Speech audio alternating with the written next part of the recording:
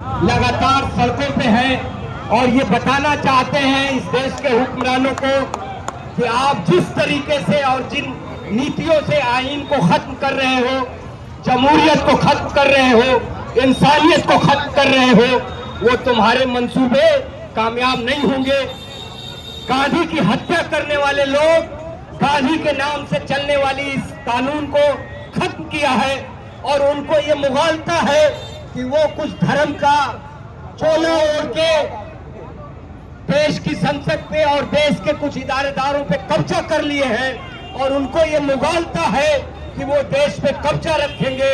हम उनको बताना चाहते हैं कि इस देश में गांधी के विचारों को मानने वाला जब एक हिंदुस्तानी जिंदा रहेगा, तुम्हारे मंसूबों को हम कामयाब नहीं होने देंगे। हमने आजादी की लड़ाई में अपने लोगों को कुर्बान किया है। हमने आजादी के बाद भी जब जब इस मुल्क को जरूरत लगी है, हमने अपने खून से सींचा है इस मुल्क को। हमारी सरहद से हम कल उस जिले में आज शाम को घुसेंगे, वीर अब्दुल हमीद का नाम पूरी दुनिया जानती है। आज आप देख लीजिए कि संसद के अंदर देश का प्रधानमंत्री देश के विपक्ष के नेता को जवाब देने की हिम्मत नहीं कर रहा है, उससे आंख से आंख मिलाने की उसकी हैसियत नहीं हो रही है।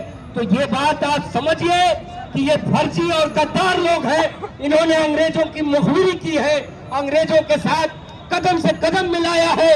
इन्होंने देश की आजादी के लिए खून तो क्या, नाखून भी नहीं कटवाया है और ऐसे लोग हमसे देशभक्ति का प्रमाण मांगते हैं। मैं आपसे कहना चाहता हूं कि इस मुल्क के अंदर किसान और बुनकर दो आंखें हैं, दो आंखें इस मुल्क की, किसान और बुनकर।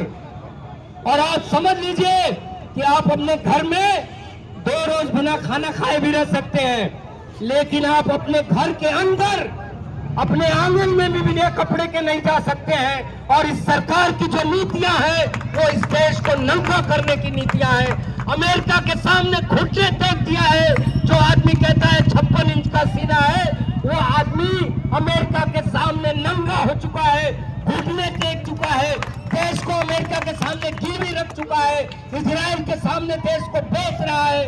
तो आप सब इस मामले में बहुत जानकार हैं।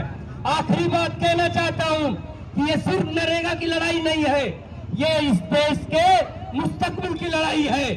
मैं 2 एकड़ का काश्तकार हूं, सरकार हमें बिजली मुफ्त देती है, हमारे ट्यूबवेल के कनेक्शन मुफ्त है। आपके पावर लूम पे जो पहले फिक्स रेट बिजली थी, उसको इस देश के सांप्रदायिक नजरिए की सरकार ने, इस सूबे के सांप्रदायिक नजरिए की सरकार ने, ये फर्जी योगी जो है, जो चोला पहन के, जो त्याग और बलिदान का प्रतीक होता है केसरिया रंग, वो भगवा पहन के नफरत पैदा कर रहा है। और उसके लोगों ने बता दिया कि ये मुसलमानों का धंधा है। ये मुसलमानों का धंधा नहीं है, ये 60-40 का रेशियो है। सारे बड़े बिजनेसमैन, अशोक धवन जो पूर्वांचल का सबसे बड़ा साड़ी का कॉन्ट्रैक्टर है, वो आरएसएस का आदमी है, वो आपके लिए लड़ रहा है सरकार के अंदर, लेकिन उसकी भी बात नहीं सुनी जा रही है। इसलिए कि ये मानते हैं कि नफरत से हम जिंदा रहेंगे और हम सब मानते हैं कि हम प्यार और मोहब्बत से, इंसानियत से जिंदा रहेंगे। इसलिए साथियों, आप सबका बहुत बहुत इस्तकबाल है कि हमारे तमाम ये बहादुर साथी, छात्र, नौजवान पिछले 21 दिनों से तमाम मुश्किलों को झेलते हुए भी सड़कों पर हैं और इस सरकार से डरने वाले नहीं है। हम ये कहना चाहते हैं इस सरकार को कि तुम किसी भी जमहूरियत में किसी की आवाज को लाठी, गोली और पुलिस से नहीं दबा सकते हो। हम नहीं झुकेंगे। इसलिए हम आप सबका दिल की गहराइयों से स्वागत करते हुए, इस यात्री दल के साथियों का स्वागत करते हुए, मऊ की सरजमी से, इस ऐतिहासिक सरजमी से आप सबका खैर मकदम करते हुए आखिरी बात कहना चाहता हूं कि तुम भी चलो, हम भी चले, फिर चल पड़े एक कारवां, इस जमी की क्या बात, हम जीत लेंगे आसमां, हम जीत लेंगे आसमां। शुक्रिया।